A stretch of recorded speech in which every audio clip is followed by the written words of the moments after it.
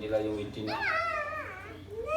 Subhanaka la ilma lana illa ma 'allamtana innaka antal alimul hakim.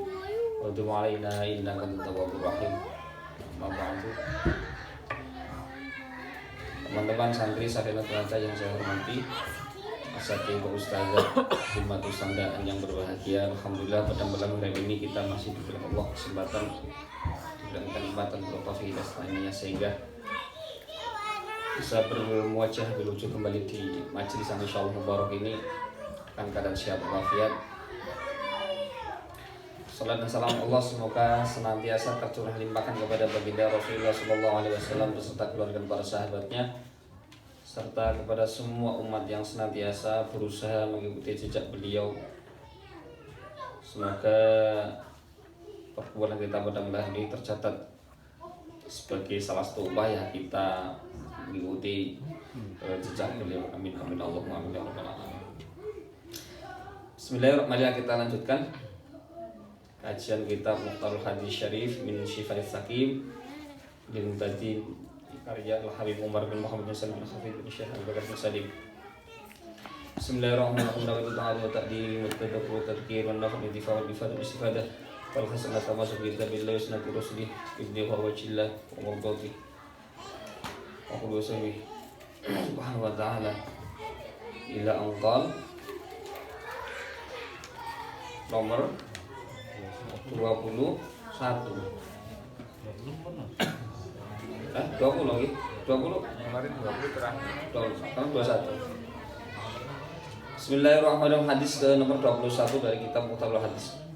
Qala Rasulullah sallallahu alaihi wa alihi wasallam da' ma yaribuka ila ma la yaribuk. Hadisun sahih rawahu Nasa'i. Rasulullah sallallahu alaihi wa alihi wasallam bersabda, da' ma yaribuk ila ma la yaribuk. Tinggalkanlah apa yang meragukanmu, yang membuatmu ragu atau yang dirimu ada keraguan di dalamnya, menuju sesuatu yang tidak meragukan. Yang samar-samar tinggalkan. Ini senada dengan firman Allah. Bukan lagi. Hadis Nabi, innal harama bayyin, innal halala bayyin wal haram bayyin wa bainahuma umur mushtabihatun faman waqa'a syubhan faqa'a fil haram. Bahwa sesungguhnya yang halal itu jelas, yang haram juga jelas, di antara keduanya ada sesuatu yang istibah, yang mustabihat, yang kayak iya kayak tidak. Kata Rasul, faman waqa'a fi syubhat waqa'a fil haram. Barang siapa yang terjatuh di dalam syubhat maka jatuh ke haram. Ya ini hal-hal atau sesuatu yang kita kemudian ragu, kayak iya kayak tidak, kayak boleh kayak tidak, itu tinggalkan saja. Lakukan yang mantap itu halal, yang jelas itu halal. Tinggalkan yang jelas itu haram, itu saja. Karena di hadis yang lain lanjutan itu ada fasyuqa fa inna syuqa tuma'ninatun wal kibbu ribatun. Karena kebenaran itu menenangkan. Kebenaran itu menenangkan, sedangkan kebohongan itu meragukan dan gelisah. Makanya ada yang mengatakan istafti qalbak wa in aftauka wa in aftakan nas. Tanyakan hati nuranimu meskipun orang lain berkata A B C D. Karena kebenaran itu menenangkan, ada tenang di sini. Nuraninya seorang pencuri, nuraninya seorang penjahat, nuraninya seorang alim itu kan sama. Zalim nggak baik, mencuri nggak baik. Itu semua orang pasti tahu kalau mencuri itu tidak baik. Karena itu benar. Ya, karena kebenaran itu menenangkan. Maka tinggalkan sesuatu yang meragukan, menuju sesuatu yang tidak ada keraguan. Ya berhati-hatilah, yang artinya yang ragu-ragu lah. Kalau misalnya kita menghadapi sesuatu masalah dan ada keraguan, itu sudah istikharah. Paling enak. Qala Rasulullah sallallahu alaihi wa alihi wasallam ad-du'a'u bainal adhani wal iqamati mustajabun fad'u. Hadisun sahihun rawahu Abu Ya'la. Ad-du'a'u bainal adhani wal iqamati mustajabun fad'u. Rasulullah sallallahu alaihi wasallam bersabda bahwa doa bainal adzan wal iqamah, doa di antara azan dan iqamah itu mustajab, diijabah oleh Allah. Maka fad'u, berdoalah. Jangan biarkan kemudian waktu yang mubarak ini, waktu yang mustajab ini berlalu begitu saja. Doa di antara azan dan iqamah itu dikabulkan, diijabah. Di hadis yang lain, doa bainal adzan wal iqamah la yurad. Doa di antara azan dan iqamah itu tidak tertolak. Nah, kemudian fad'u, berdoalah. Ya kemana, makanya kemudian termasuk istihad para wali dulu itu, kemudian habis adzan di sebagian daerah habis adzan kemudian ada puji-pujian, ada sholawat yang kadang-kadang isinya ada doa. Nah itu Allahumma firli, misalnya habis adzan itu Rabbana atina, nggak sadar, nggak, karena itu halus ya. Para wali dirinya halus, udah sholawatan, puji-pujian, baca-baca syair, ada doanya. Karena orang itu kan kalau tabiatnya, kalau ini habis adzan iqamah itu waktu istijabah, duduk masuk masjid berdoa khusyuk, ya malas, berat gitu. Tapi kemudian dibuat ya kayak puji-pujian, kayak lagu-lagu itu kan nggak terasa, halus, karena waktu itu mustajab. Salah satu dari waktu yang istijabah di antara banyak waktu lah, kayak seperti malam terakhir, kemudian setelah sholat, ada hari Jumat, itu juga waktu-waktu yang mustajabah.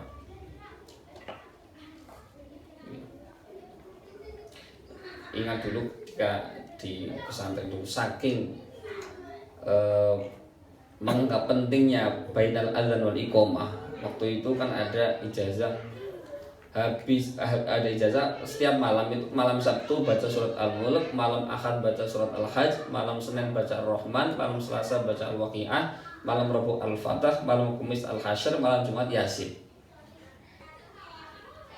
Ini kemudian karena guru kami itu sekaligus memfungsikan waktu bainal adzan wal iqamah, akhirnya ijazahnya surat-surat ini dibaca selepas adzan Isya sebelum iqamah. Jadi kebak itu habis adzan Isya masuk ke masjid semua baca itu, dalam rangka sekaligus memfungsikan waktu yang eman-eman tadi antara adzan dan iqamah.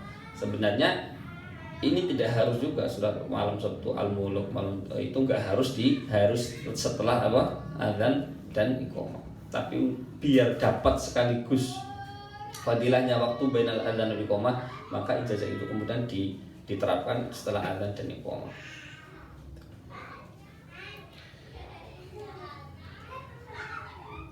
Wa qala Rasulullah sallallahu alaihi wasallam, nomor 23, Zaqa ta'mal imani man radiya billahi rabban wa bil islami dinan wa bi Muhammadir rasulah.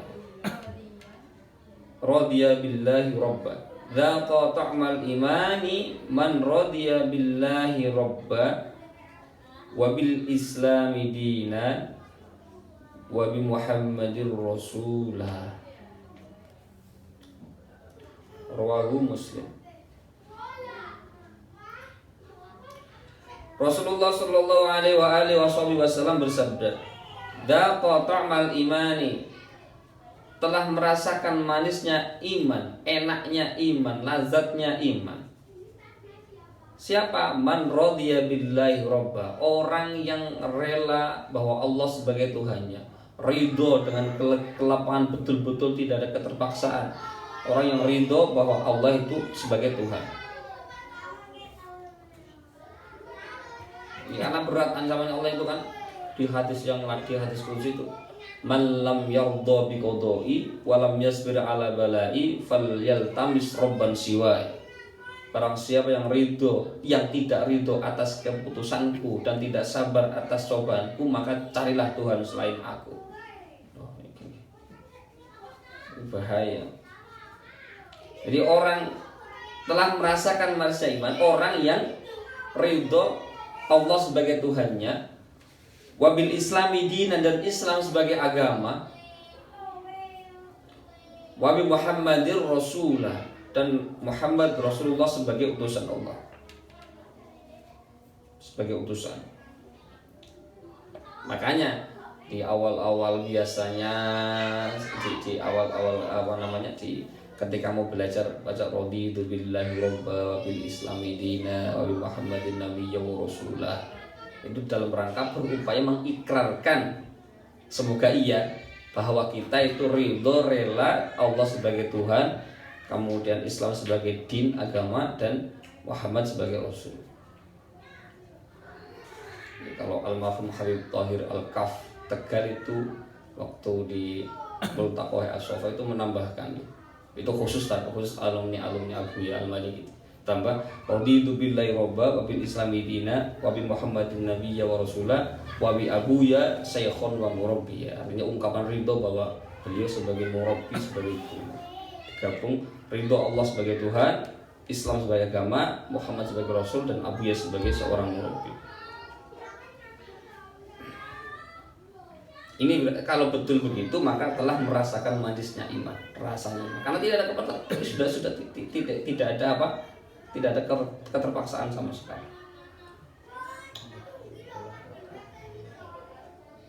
Ada nih.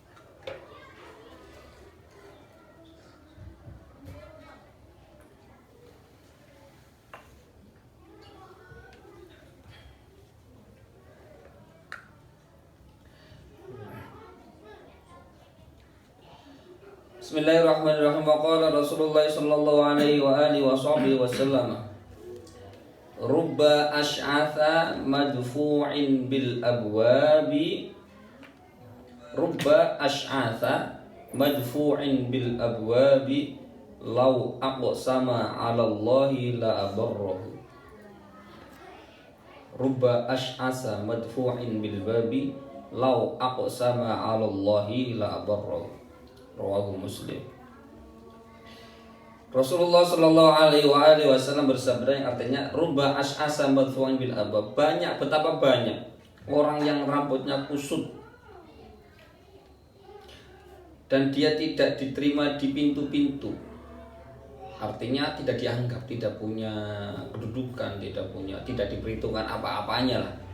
Rambutnya kusut, dianggap orang biasa, atau bahkan ditolak ketika ketuk-ketuk, sebenarnya kamu siapa dah? Betapa banyak orang yang rambutnya, artinya ini ungkapan untuk seorang-orang yang seakan-akan tidak ada harganya di mata manusia. Betapa banyak orang yang rambutnya kusut kemudian tidak diterima di pintu-pintu. Orang mau bertamu saja orang itu enggan menerimanya, tidak mau, enggan bukan pintu. Tapi lau aqsama Allah la abarra, tapi dia kalau bersumpah atas nama Allah maka Allah kabulkan, Allah ijabah. Ini pelajaran bagi kita bahwa kita tidak boleh menganggap rendah siapapun orang yang kita temui. Betapa Uwais Al-Qarni itu Sayyidut Tabi'in, beliau itu sebenarnya menangi Kanjeng Nabi, tapi karena sibuk menghormati ibunya sehingga tidak sempat sowan Kanjeng Nabi, maka masuk kategori tabi'in. Itu orang yang tidak dihargai di muka bumi tapi tinggi derajatnya di langit. Itu orang, seorang gila. Uwais Al-Qarni sudah udah kakinya bengkak-bengkak karena tiap hari gendong ibunya. Itu Uwais Al-Qarni. Jadi banyak orang-orang kayak gitu. Orang yang humul atau wali mastur itu banyak di sekitar kita. Kadang-kadang kita tidak tahu. Makanya yang terpenting tidak usah suudzon, tidak usah menganggap rendah. La tahkir man dunaka fa inna likulli syai'in maziyah. Udahlah, jangan menghina orang yang seakan-akan itu lebih rendah dari kita, karena masing-masing itu punya maziyah, punya keistimewaan sendiri. Toh di Quran jelas inna akramakum indallahi atqakum. Yang paling mulia di antara kalian di sisi Allah adalah yang paling bertakwa. Meskipun tampaknya ya kusut rambutnya, daun-daun. Di hadis yang lain ada ruba as'asa, ada arghab akhbar ya. Ruba as'asa akhbaro madfu'in bil bab. Banyak yang rambutnya kusut dan berdebu gitu. Dan tidak diterima di pintu-pintu, tapi dia kalau bersumpah atas nama Allah maka akan dikabulkan. Mandi dungane. Karena dekat dengan Allah Subhanahu wa taala. Wa qala Rasulullah sallallahu alaihi wa alihi wasallam raqnatul fajri khairun minad dunya wa ma fiha. Raqnatul fajri khairun minad dunya wa ma fiha. Rawahu Tirmidzi. Rasulullah SAW bersabda yang artinya 2 rakaat fajar, raqnatul fajri, 2 rakaat fajar ini lebih baik dari dunia seisinya. 2 rakaat fajar ini lebih baik dari dunia dan apapun yang ada di dalamnya. Dunia seisinya lah.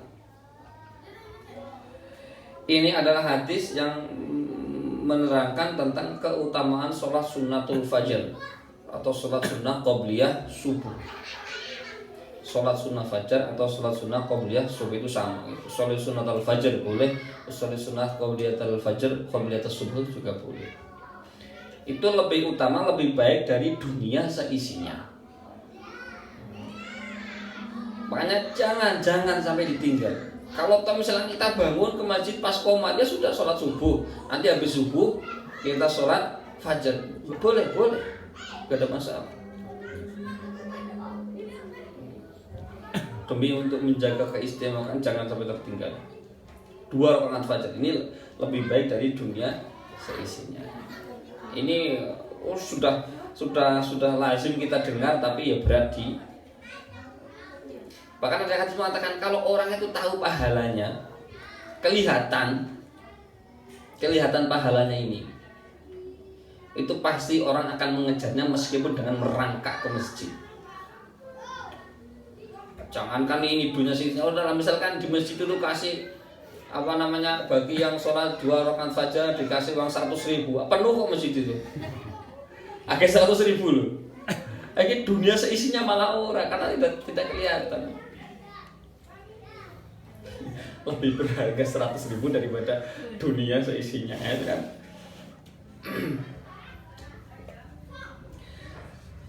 Bismillahirrahmanirrahim. Ya diupayakan betul lah ya. Misalkan ya tadi kan sudah bangun kesiangan nanti, wah ini kalau fajar nanti tidak waktunya. Ya sudah sholat subuh, habis itu baru sholat fajar.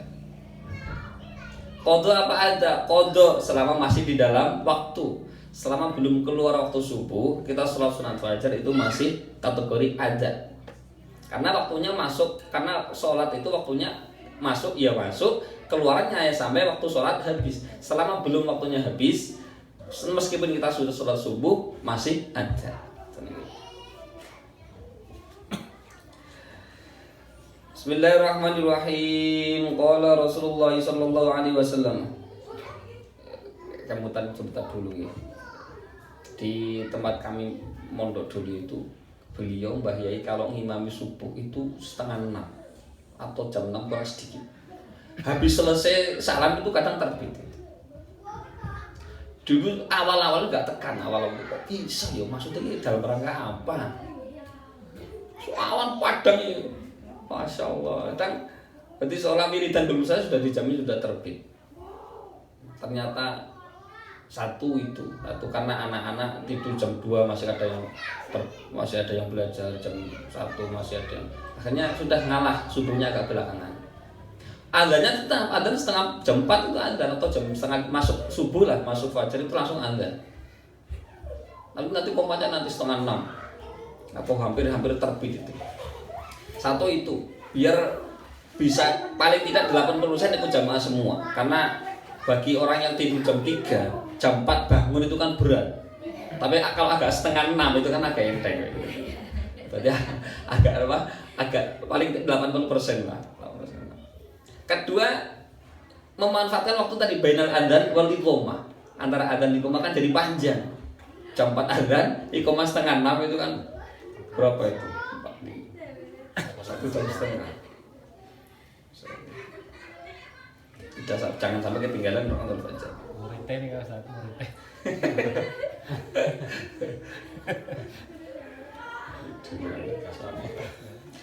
Ya memang ada ulama yang modelnya begitu, ada yang di sarang Allah yarham Kiai Maimun juga begitu siang gitu. Subuhnya siang hampir setengah 6. Dulu sebelum guru kami, sebelum kami mondok, sebelumnya itu dulu subuh 2 kali. Jadi adzan kemudian paling 10 menit atau seperempat jam itu qomat. Tapi selama adzan menunggu qomat ini ada yang gugah-gugah. Mumpung kau suruh asapnya digugah tok. Nah, nanti setengah 6 ada jamaah lagi. Nah, nyaring yang tadi baru bangun tadi yang digugah-gugah tadi. 2 kali berjamaah. Jadi masing-masing punya langkah baik semua sih, baik semua. Yang nggak baik nggak salah.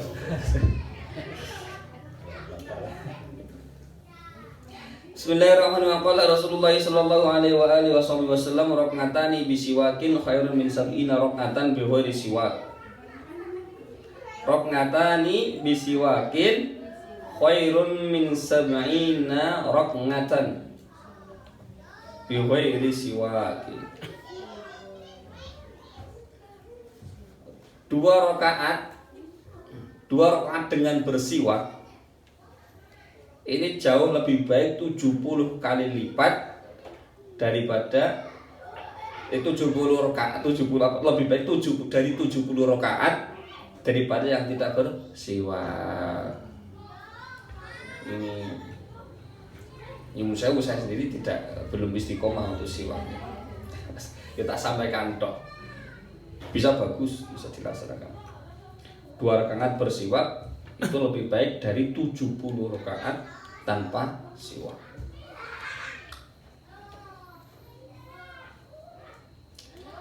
Wa qala Rasulullah sallallahu alaihi wasallam ar-rahimuna yarhamuhumur rahman.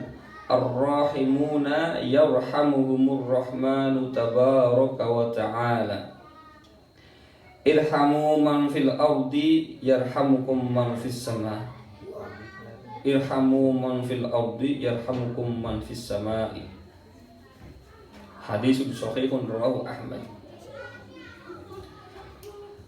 Rasulullah sallallahu alaihi wasallam bersabda ar-rahimuna yarhamuhumur rahmanu tabaraka wa ta'ala. Orang-orang yang mempunyai belas kasihan, orang-orang yang mempunyai rasa welas asih itu dikasihi oleh Ar-Rahman, itu diberi rahmat atau dikasih oleh Ar-Rahman, Allah Ar-Rahman, zat yang maha pengasih, tabaraka wa ta'ala, maha berkah dan maha luhur.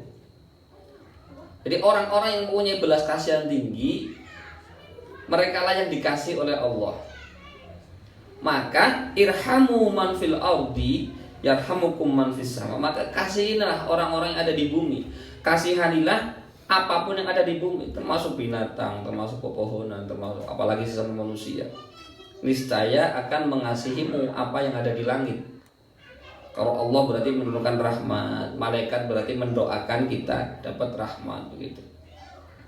Kalau kita sudah tidak punya rasa belas kasihan, mustahil kita akan dapat kasih sayang Allah Subhanahu wa taala. Hatta hewan binatang yang kita disuruh membunuhnya pun, kayak tikus, cecak, itu kita dianjurkan untuk membunuh. Itu pun harus dengan kasih sayang loh membunuhnya. Gak boleh kemudian dipotong kakinya, potong buntutnya, cekrik, atau disiram bensin, dibakar masih melayu, nggak boleh, itu penyiksaan ya. Langsung banting sekali mati itu bagus. Kalau nggak sekali mati, 2 kali mati bagus, tapi sangi sore. Yang paling apik langsung mati itu paling bagus, karena dia kan tidak merasakan kesakitan, langsung mati. Gitu loh. Kita disuruh bunuh saja masih dengan kasih sayang, masih dengan ada. Gak boleh dibakar, gak boleh. Yang berhak membakar itu cuma Allah. Gak boleh kita bakar hewan, gak boleh.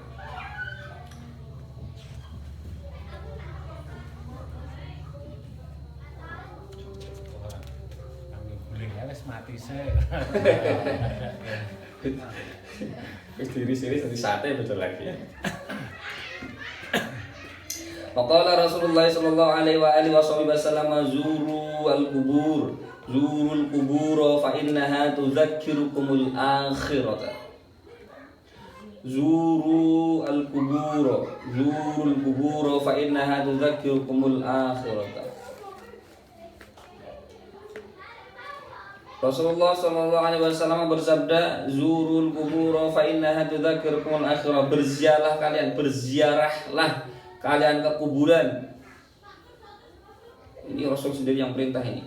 Berziarahlah kalian ke kuburan fa innaha, karena ziarah tadi tudzakirukumul akhirah. Kita berziarah ke kubur ini mengingatkan kita akan kematian, maka mengingatkanmu akan akhirat. Karena dengan ziarah kubur mengingatkanmu akan akhirat. Kepada makam siapa? Kepada siapapun. Hatta ziarah ini begini, misalkan kita ziarah ke para wali, tabarruk, kita malah berkah. Ziarah kepada orang biasa atau orang tua kita mendoakan. Ziarah kepada makamnya Mumi Fir'aun misalkan, kita iktibar. Ini orang dulu yang katanya luar biasa ngaku Tuhan, sekarang juga begini terdetak tanpa itu. Jadi ada tatanan sendiri. Untuk orang-orang biasa kita doakan, ayah kita doakan, birrul walidain. Dan para ulama kita bertabarruk, kita berdoa di sana. Kepada orang-orang kafir yang orang-orang geng-geng misalkan dulu, kita mengambil ibrah, mengambil pelajaran darinya. Dulu yang katanya ini begini-begini, nah sekarang juga tergeletak. Wa qala Rasulullah sallallahu alaihi wasallam, zayyinul Qur'ana bi aswatikum. Zayyinul Qur'ana bi aswatikum. Rawahu Muslim. Hiasilah Al-Qur'an dengan suara kalian. Hiasilah Al-Qur'an dengan suara-suara kalian. Ini perintah Kanjeng Nabi langsung. Tapi jangan atas kemudian suaraku elek. Bukan itu maksudnya. Jadi kita baca itu tidak dengan suara biasa. Ada upaya, tidak dengan suara kita ngobrol itu enggak. Kayak misalkan gini. Orang-orang India itu makin nampak. Orang India kalau nyanyi sama kalau ngobrol itu beda suaranya. Iya kan? Nah, itu suara keseharian, suara ngobrol biasa. Kalau sama nyanyi itu beda. Pun juga kita begitu. Kita baca Quran itu kita upayakan dengan sebisa kita lah, sebaik mungkin yang kita bisa. Tidak dengan suara saat kita ngobrol. Agak ditahan, tekan di sini ngaji begitu. Ya kalau ngobrol kan sakenanya ngomong saja ngomong. Quran enggak. Dalam rangka memberias Al-Qur'an. Qala Rasulullah sallallahu alaihi wasallam, suratu tabaraka hiyal mani'atu min adzabil qabri. Suratu tabaraka hiyal mani'atu min adzabil qabri. Hadisun hasanun rawahu Ibnu Mardum. Rasulullah sallallahu alaihi wasallam bersabda, surah Tabarak, surat apa itu? Al-Mulk. Ia adalah yang mencegah atau yang menghalangi dari sisa kubur. Jadi orang yang punya rutinitas atau sering baca Tabarak, insya Allah semoga tidak disiksa di alam kubur. Surat Tabarak itu, surat Tabarak Al-Mulk itu bisa menghalangi dari sisa kubur. Kalau di Mekah saya pernah ikut pemakaman ketika Sayyid Hamid Al-Kaf. Itu pas pemakaman itu baca Tabarak bareng-bareng, semua baca. Yang nguruk, yang apa, yang potong semua baca di situ. Hafal semua kan. Jadi yang nggak hafal pun karena dengar ikut, jadi ikut jalan gitu. Jadi salah satu khasiat surat Tabarak itu bisa menjaga kita dari siksa kubur. Kalau dawuh guru kami dulu baca surat Tabarak di malam Sabtu itu bisa yurisul mahabbah wal haibah, bisa bisa menimbulkan rasa cinta dan wibawa. Jadi wong segan, wong itu demen disawangi ra nyengiti lah misalnya, bisa nggak nyepeti karena seperti baca Tabarak, simpatik, orang nyang itu simpatik. Itu penting bagi orang-orang dai, bagi guru-guru itu penting. Lagi masuk tok neng muridnya nyawang sepet ayo kaca. Harus harus punya mahabbah wal haibah itu ada. murid. Tengah keramnya. Guru nih pamit alhamdulillah. Ada guru killer maksudnya. Bisa dicoba surat Tabarak itu, di samping bisa apa namanya menghalangi siksa kubur, insya Allah bisa yurisul mahabbah wal haibah, bisa menimbulkan mahabbah dan kecintaan. Sawang itu nyeneng kayak dikangeni murid-murid kabeh guru-guru itu. Dan haibah punya bawaan ngomong dindel. Wa qala Rasulullah sallallahu alaihi wasallam wa ta'ala 31